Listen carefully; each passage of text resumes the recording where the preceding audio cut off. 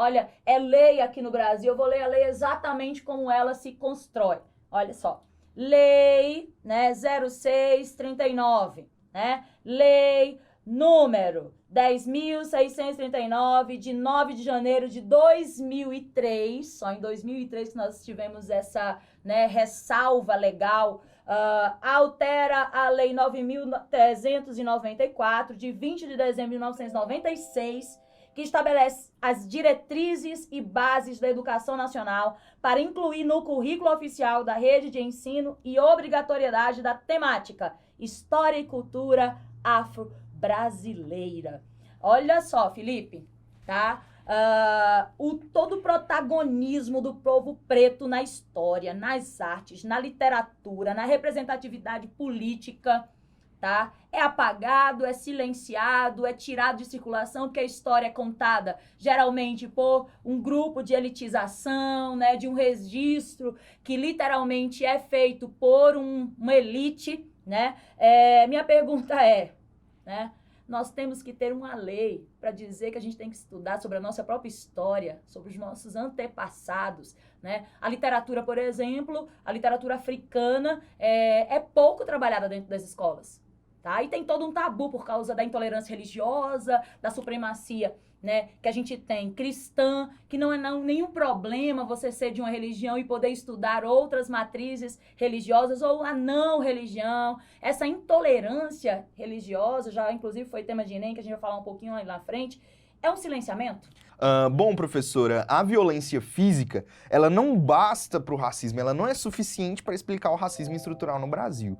Existe todo um projeto que busca apagar essas culturas. Eu nem diria cultura, porque a gente cairia naquela ideia de que a África seria um país, sendo que, na verdade, é um continente repleto de culturas e de povos mais diversos.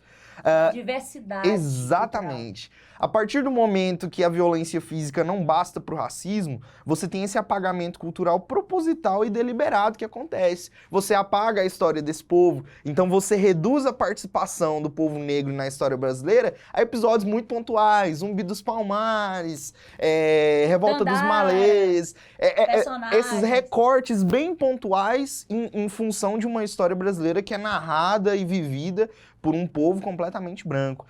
Mas só nunca como protagonista, né? Exatamente. Da própria história. Exatamente. E a gente acaba esquecendo alguns momentos da história, é válido para o pessoal anotar aí, como, por exemplo, a revolta da Chibata, no início do século XX, né? Na Marinha Brasileira ainda se tinha um tratamento voltado para a escravidão, né? E não só isso, mas para o castigo físico a marinheiros subalternos, que geralmente eram negros, por coincidência, entre aspas, e houve uma revolta por parte desses marinheiros, liderado por marinheiros negros, contra a Marinha Brasileira. E é válido destacar isso para os estudos da galera aí de história.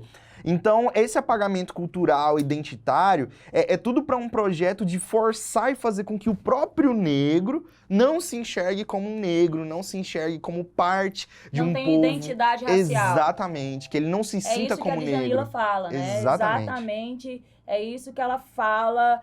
Quando não se há uma identidade, não tem-se um pertencimento. Um pertencimento, não se luta por suas causas e não tem-se um protagonismo. Então, a relação de subalternidade, né, de subserviência, ela ainda persiste, tá certo? E claro que a gente não está trazendo aqui a culpabilidade para o povo preto, né? A gente está trazendo a responsabilidade total de uma dominação branca, que isso é fato, tá certo? A noção de privilégio, de manutenção de privilégio, ela é constante, né? Todo ser humano vai tentar, infelizmente, sobrepondo outras, né, formas de ação.